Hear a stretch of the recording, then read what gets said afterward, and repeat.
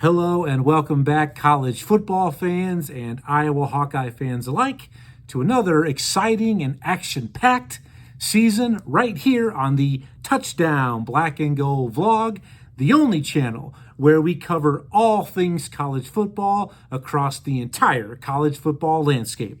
In other words, I got you covered from north to south, east to west, and all points in between to celebrate everything and all that is college football. I'm your usual host, Blair Parks, and this is my 2026 season premiere episode coming at you right now. It's so good to be back. I've been on an extended hiatus, but I am locked and loaded. I am ready to get it on for the upcoming 2026 college football season. Here we are. We're 50 days away from Labor Day, which you know what that means, that every one of your teams of fandom will be back in action on the gridiron. But what sounds even better than that, we are 43 days away from week 0 happening across the pond in Dublin between North Carolina and TCU. I mean, for all of you who are coming back, I highly appreciate and thank you tremendously for your support for all of these years. This will be my 5th season here on the Touchdown Black and Gold vlog. But if this is your first time with me, all are welcome. You don't have to be a Hawkeye fan, because after all, hey, no one's perfect. But this is the channel created by the college football fan for the college football fan. A gathering spot, a safe haven for fans across the nation, for all of my college football brothers and sisters. Everyone is welcome here. So what I got on tap for you, already mentioned this is my 26 season premiere episode. I thought a good starting point, before I really start to ramp up the episodes here over the next 4 or 5 weeks, I thought it would be a good thing to just catch you up on some of the major headlines and news stories that dominated the offseason that we will now see take place either in this upcoming season or potentially very, very soon. When I say potentially, well, you'll have to wait and see what that is. So what I've got for you today, I've got 6 main talking points to once again kind of bring you up to speed on anything that you might have missed. And need to say this, that I always highly, highly encourage, ask for, and always welcome your participation, because without you, none of this is possible. It is an absolute pleasure for me to be here with you from here out to celebrate my love for all things college football with you, my brothers and sisters, all of the fans out there. So please get involved. Feel free to light up that comment section below, and I promise you that I will get back to each and every one of you via those comments much sooner than later. And please, if you could do whatever you could do to help the channel grow, please feel free to like, share, comment. As I said, go ahead and subscribe. Tell your fellow college football fans, your family, your friends, your coworkers to check me out here in the Touchdown Black and Gold vlog. All right, so without further ado, let's go ahead and get into my season premiere for the 2026 college football season. All right, so my first topic, and I've got a 6-pack coming your way here today. Probably should be wrapped up in 30, 35 minutes tops. That's kind of my goal here. Is the first talking point that the Big Ten's reign continues atop the college football season.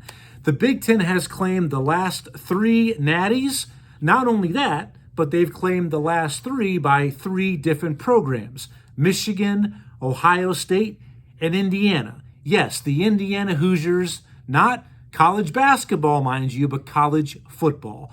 So the really big question is will that streak continue for the Big Ten? Now, I know a lot of teams are going to have a say-so in that, all right? And you really will have to tune into upcoming episodes, especially my big one coming up really soon, when I will unveil to you my predictions for the 2026-27 college football playoff field. But before we get into that, can the Big Ten keep this momentum and stay atop? I think they can. I believe that Ohio State will be very good this season. And I still believe, don't sleep on Indiana, okay? As long as Coach Sig is on the sideline there, because, hey, Google him, all he does is win, and he's proven that, Indiana will continue to be a factor. Now, the really trendy, popular pick as far as a national title representative and contender from the Big Ten is Oregon. I think they are a very talented, solid football team, but I'm not going to quite give it away today if I foresee the Oregon Ducks winning the Natty or even getting to the college football playoff. But I will say this, based on how it's going there in Eugene, how Oregon has been, they've been recruiting, the resources they have as far as their facilities, the NIL, financial backing, Dan Lanning has got it cooking up there, all right? It's just a matter of time, and more than likely sooner than later, that Oregon is going to break through and claim a national title. It's just going to happen. I mean, I'd say within the next 5-10 years max. Actually, you know what? I'm going to say the next 5 years, they are definitely going to hoist a national championship up there in Eugene. All right. Now, other kind of popular, trendy picks as far as college football playoff sleeper teams that might come out of the Big Ten. A lot of people are saying don't sleep on a couple of other West Coast teams. USC and Coach Lincoln Riley, and UW, Washington up there in Seattle. Can they maybe mix it up? Can they potentially shock the world, make a run, and get into the college football playoff? We'll have to wait and see. All right? But I know there's a lot of other talented programs and teams from other conferences that are going to have a big say-so in that. All right? My second talking point, kind of referring or going, it was a good lead in, the college football playoff. If in case you've missed it, there was a lot of discussion in the offseason about possible expansion from the current 12-team playoff format to doubling that to a 24-team playoff, which could happen in the near future. So it really kind of goes without saying. We have to ask ourselves, like Hamlet did once upon a time, to be or not to be.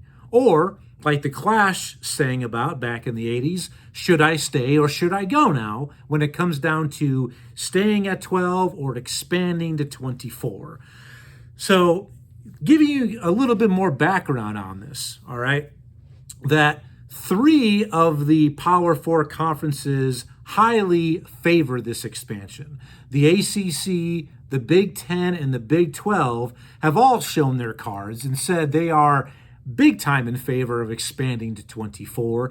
The only Power 4 conference that has kind of voiced hesitation has been the SEC, but I think ultimately expansion is going to happen. If I had to bet, I would say I am 83% sure that expansion will happen, and I actually think it will take effect at the beginning of next season, the 2027 college football season. I do think it will go into effect that quickly.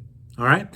Now, I want to hear from you. So please, once again, get involved. Are you in favor of expansion, or would you like to see it remain at 12? Please let me know in the comments section below.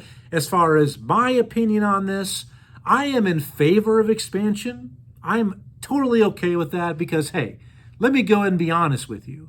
Being a Hawkeye fan, bleeding black and gold, we are never going to be on the upper echelon of college football powerhouses. Okay, yes, we do get good recruits. We definitely do know how to develop talent at Iowa, but can we hang with the Ohio States, the Oregons, as I just mentioned, the Georgias, the Alabamas, the Oklahomas? We cannot. All right, we just don't have that sort of backing. We don't necessarily have that sort of talent in the great state of Iowa. So teams on the fringe who are always kind of just on the first line of being cut, this highly benefits teams' developmental programs or second-tier teams such as Iowa. So I am absolutely in favor of expansion, all right? I do understand what some folks are saying, that it could water down the importance of the regular season, and I totally understand that stance, all right? Because the regular season has to matter, all right? It does. Because the one thing I would hate to kind of already see with 3 weeks left to go in the regular season, already being pretty much assured of who the college football playoff participants are going to be, and that would be much easier to forecast having 24 instead of 12 as we currently do, all right? Now, the one thing I think they should have done, I have always been in favor of expansion. I'm an expansionist, all right? I am the president of the expansionist party, but I think initially they should have expanded from 4 to 8 initially. I think expanding from 4 to 12 was just too much of a big leap right out of the gate, all right? But overall, I'm okay with 24, and I do believe it's going to happen very, very soon. Please let me know what you think about expansion. Light it up below. Can't wait to hear your feedback. So next talking point. So I think this year's college football playoff field is something that is going to definitely have to be earned more on the field, and I think it's something that will not be as questioned as thoroughly as it has in seasons past because of one major change that did happen in the offseason and will be into effect here in the 26 season. Finally, both the ACC and the SEC will play the whole 9 yards. That's right. The ACC and the SEC have finally decided to play 9 conference games. So when I say that, the SEC is all in on that this season. So no more playing in weeks 10 or 11, Arkansas, Pine Bluff, Alabama State, our Sisters of Mercy, all right?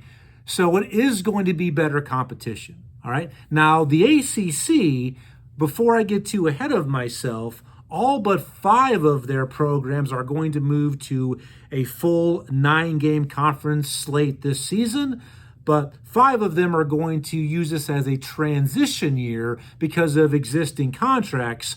But those 5 teams will join the rest of the ACC and play 9 conference games in the 2027 regular season. So finally, all right, the SEC and the ACC can join the big boy table, and finally we have some equality among the Power 4 conferences. I have said for years, okay, and by the way, I'm sorry, the Big 10, the Big 12, they've been playing 9 conference games for a while now. And the old Pac-12, well, even though it is back this season, they played 9 conference games at one point as well before their demise, all right? So this does make equality finally here, because I get it when people want to say, oh, the SEC, it's a gauntlet playing 8. Well, playing 9, this is when the cream of the crop is going to rise to the top. You will finally be able to see who your best teams are. No longer are we going to have debates of, oh, we've got 4 teams that deserve a playoff bid, but there's only 2 spots. Playing 9, you will naturally get more clarity from that, okay? And plus, not playing, Mercer anymore, playing a fellow conference opponent, even those that might be kind of struggling right now, the Mississippi States, the Arkansas of the world, that still gives you more data points than playing those teams that I've mentioned, all right? It does still build up your strength of schedule, okay? So finally, we've got 9 conference games, all right? And I think this has been long overdue. And I've been really sick and tired of a lot of ACC and SEC fans saying, well, it's already so hard to go through the schedule. Why would we want to, cannibalize ourselves? I understand that. I get it. But tough shit, because we've been doing it for a while now. All right? So finally, and I'm so excited for this. And I think most SEC fans that I've encountered and discussed this with, they are absolutely fully on board with this as well. All right? So I'm excited for that, for 9 conference games in the vast majority of the Power 4 conference for this season. My next talking point, that will be a good lead into what happened in the offseason. All right? So what is about to begin? All right? When it comes down to revenge sayings and quotes, there's so many. I mean, there's classics, there's unlimited examples, but I thought what I would do is I'd go ahead and let Mr. Inigo Montoya himself talk a little bit about revenge. Hello. My name is Inigo Montoya. You killed my father. Classic flick. Prepare to die. Excellent. Hello. And what I am referring to is the Notre Dame Revenge Tour is about to be kicking off here in the 26th season. Last year, when the college football playoff participants were unveiled, Notre Dame was left out of the college football playoff with a 10-2 record. Their 2 losses, both very early in the year, actually might have been weeks 1 and 2, or their first 2 games, at Miami and at home against Texas A&M. So a lot of individuals believed A&M deserved to go, but we all know the drama that took place.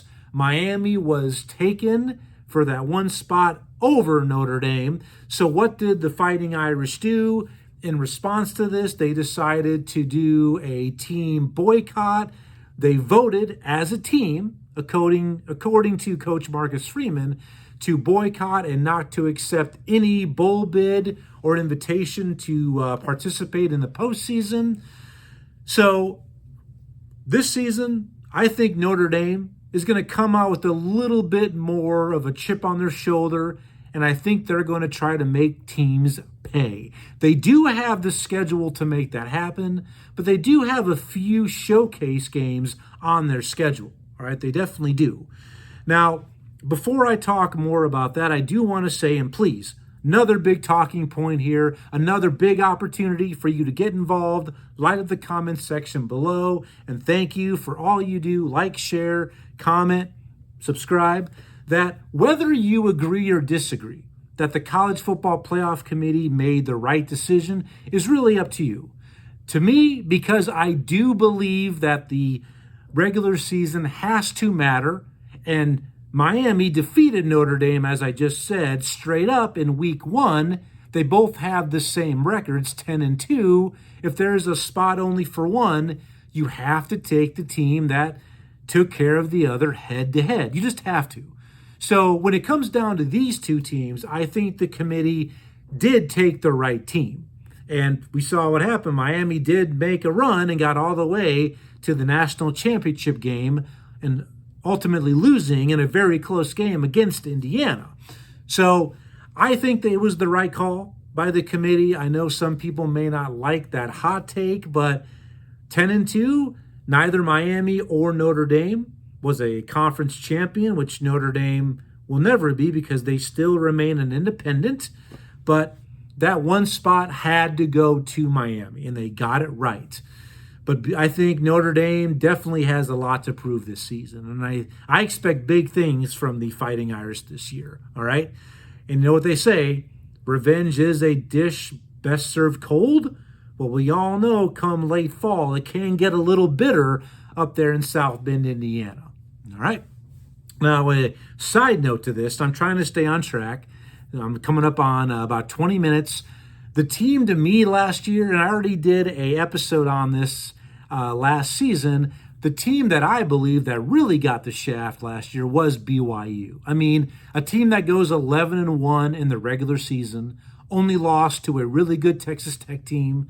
They play them in the rematch in the Big 12 title game, lose to Texas Tech a second time, and get left out I mean, it was really something that is still kind of is just stuck in my crawl a little bit, okay?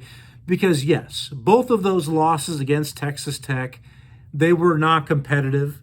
So BYU did not do themselves any favors by not at least passing the eye test, but still, all right? If an 11-1 Big Ten or SEC team finished the regular season, it doesn't matter what their schedule was. They're going to get in the college football playoff. We all know that, okay? But then to keep them out because they lost in their conference title game, to me, was even more of a travesty. Let's punish them for a +1 game because they are one of the two best teams in their conference. And a conference which is guaranteed at least one spot at the college football playoff table. I think it was highway robbery.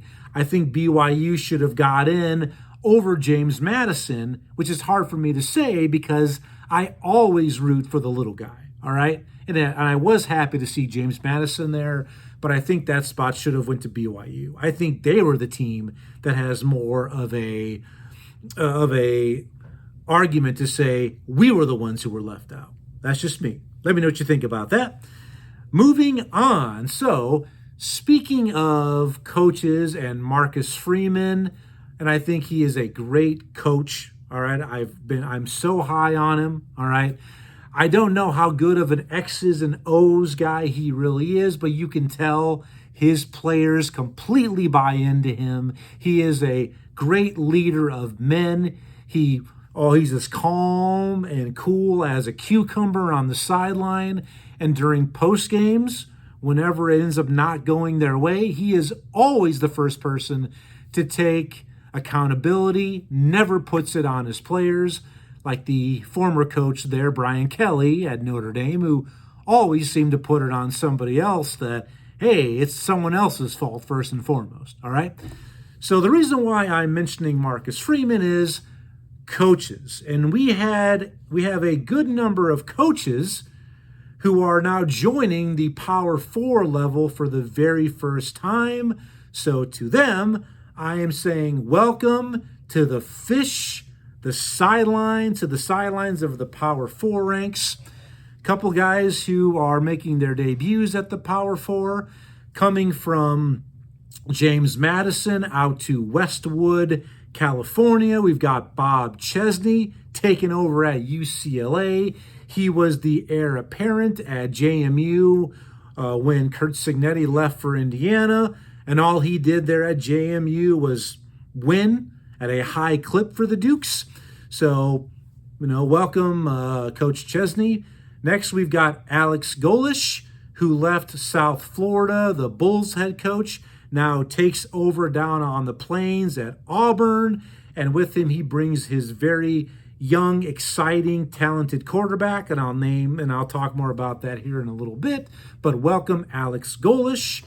Another one, we have Coach Ryan Silverfield. He leaves Memphis and takes over down there in Arkansas for Pig Suey in the SEC. Welcome, Coach Silverfield.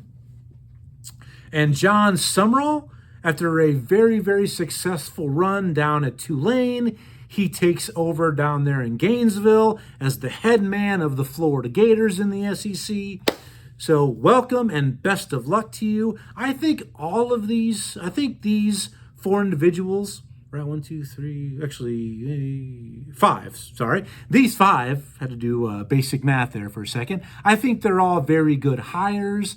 I don't know how it's going to end up for them quite yet, but only time will tell. But I think as long as they're given a fair chance, a fair shake, we'll see what they can do.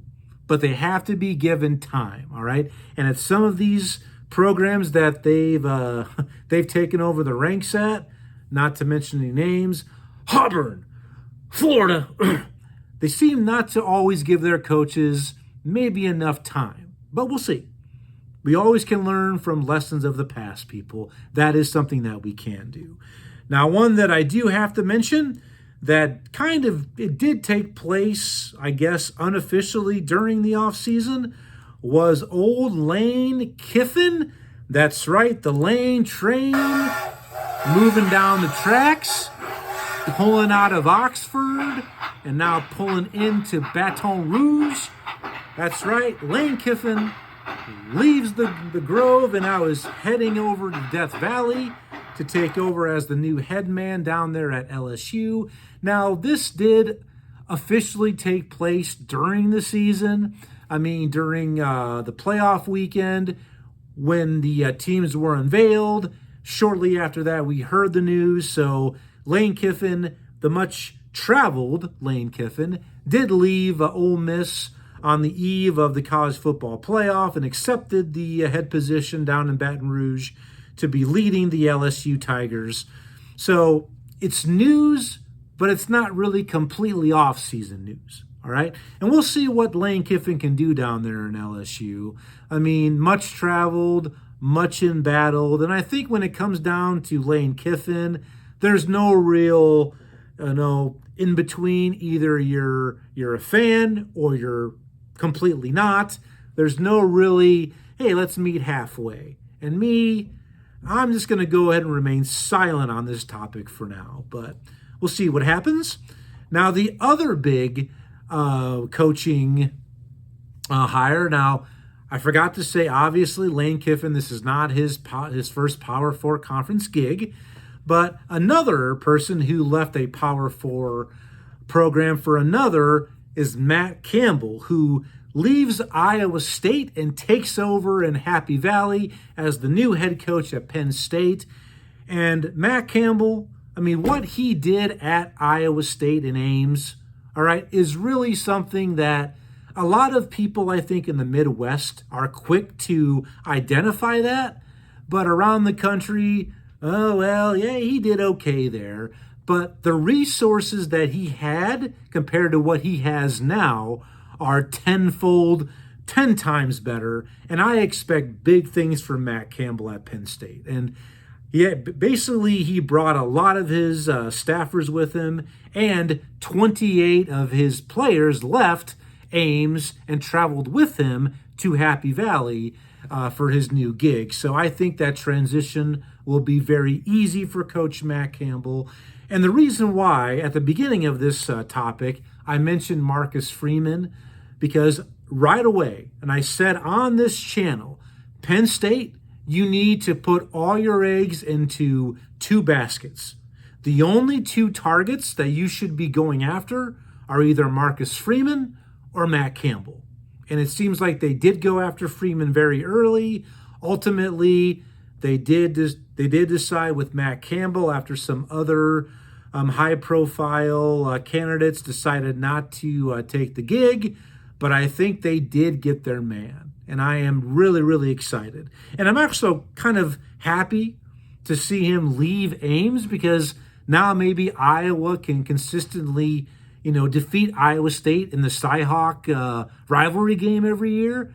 But the flip side of that is now we've got to see him in Big Ten conference play at Penn State. So there's good and there's bad. But anyway, so those are the new Power 4 conference coaches, or a couple of Power 4 conference coaches who were on the move in the offseason.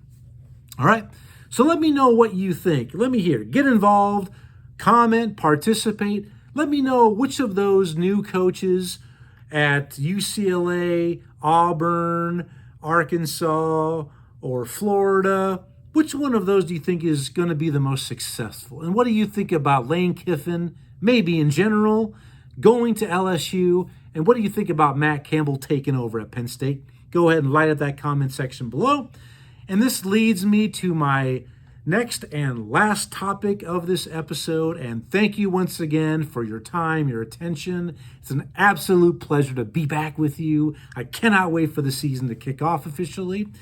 But right now, 2026 via the Chinese calendar is the year of the horse, but 2026 for college football definitely is the year of the quarterback. I mean, we've had, within the last 10 years, we've seen some buku uber talent come through at arguably the most important, most difficult single position in all of team sports. But this year, across the Power 4, we have a big number of talented returning quarterbacks, whether returning to their team of last season or via the transfer portal. I can't remember a season in my lifetime to where I can basically tell you that all of the names on the list I'm about to share with you are guys that, man, are going to be must-see TV. Are all of them potential Heisman Trophy candidates? Possibly a lot of them on this list, but every one of these cats that I'm about to tell you can light it up, can throw it all over the yard. They can show up and show out on any given Friday or Saturday and ball and lead their team to victory. Let's start in the ACC. The big one, the transfer from Duke to Miami, Darian Mensah takes over for the national title runner-ups. They're expecting big things out of him. Kevin Jennings, a guy at SMU that all he's done since he took over the starting role is win games. Remember, what was that, 2 years ago? He led SMU, their first year in the ACC, to the ACC title game where they lost to Clemson, but they did get into the college football playoff. He returns for another year under center. The guy is a talent, and the guy that's really the hidden gem in the ACC folks and fans, you know about him, but remember this name, everybody. NC State quarterback C.J. Bailey. This guy is an absolute stud. So these guys in the ACC, you got to watch them at some point this season. Let's now move into the Big Ten. A couple big names. Dante Moore at Oregon. That's really a lot of people's Heisman Trophy favorite for the runner-up as of right now. You got Julian Sayin coming back at Ohio State. The guy nearly completed 77% of his passes last year. I think he's only going to have a better season than that. USC quarterback Jaden Mayava, who threw for 4,000 yards last season, returns within the Big Ten.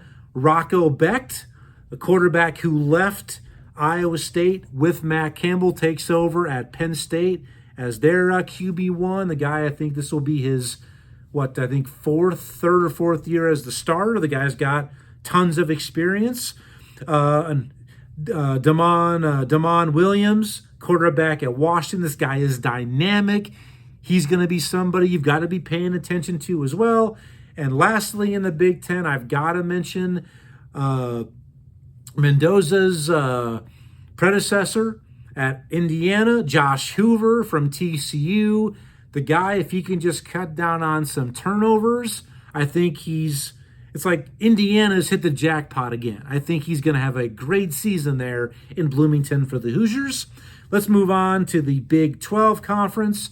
Returning at BYU, Bear Bachmeier, one of the best names in all of college football. And you know me, I am always kind of a closet fan, or I do root for BYU, I do. And this is a guy who's a sophomore. Really on the big stage last year as a freshman, really performed at a high level. I can't wait to see what's on tap for him. Also in the Big 12 at Utah, another guy who's dynamic through the air, on the ground, Devin Dampier. We'll have to wait and see what happens since his head coach left Utah and is now the head man at Michigan. And I just realized I did not put Kyle Whittingham on this list. Wow, that is strike one for me. But hey, I do my own stunts here on the Touchdown Black and Gold vlog. I don't do any edits. I always man up, and I do take accountability and responsibility for my mistakes. But Devin Dampier, a guy, you got to watch him. What he can do, he can orchestrate very well there at QB1. Next guy, a guy who lit it up last season at North Texas for the Mean Green, Drew Mestamaker, takes over as a transfer quarterback at Oklahoma State. We'll have to wait and see what he does. Also at Houston, you've got Connor Wegman, who returns for one more year. A great return year last year for Houston. And finally, at Arizona, Noah Fafita, another guy who can be absolutely a game changer and dynamic. Finally, the SEC, we've got a lot of quarterbacks you're going to want to keep your eyes on. We've got from Ole Miss, we got Trinidad Chambliss, kind of a huge story last year, for a lower division of college football, and takes Ole Miss to the college football playoff semifinals. He's back. The man with the golden last name, Arch Manning, returns at Texas. John Mateer returns at Oklahoma, which last year his season got a little bit sidetracked due to that hand injury, but started off very well, but then kind of faded after that injury. He wasn't really quite himself, but he's back and 100% healthy. We also have Gunnar Stockton, a guy who, kind of steady Eddie down there at Georgia. All he does is win. Doesn't put up great numbers, but hey, he knows how to get that dub, and that's really all that matters in the long run.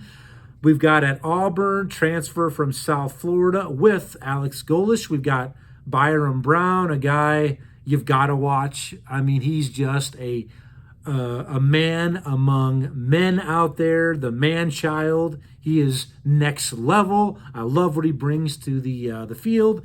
And finally, transferring from Arizona State to LSU, Lane Kiffin, his first quarterback down there with the Tigers will be Sam Leavitt, who had a very good career there at Arizona State, led them his first year as a starter to a Big 12 championship and to the college football playoff as well 2 seasons ago.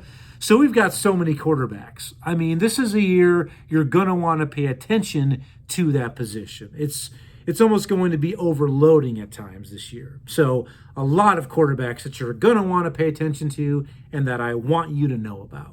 Well, that's about it. Please let me know how I did. Comment below. Get involved. Exercise your rights. I want to hear your college football voice. What's on tap for you next week? I will be back with a quick episode. I'm going to rank 1 through 12. This one's for the Iowa fans specifically, but hey, all of you are welcome back to join. I am going to rank 1 through 12 to me via Iowa's regular season schedule, what I believe are the most important and the most interesting games for the upcoming season. So until then, thank you for your time, your attention. I'll give you a little bit of love.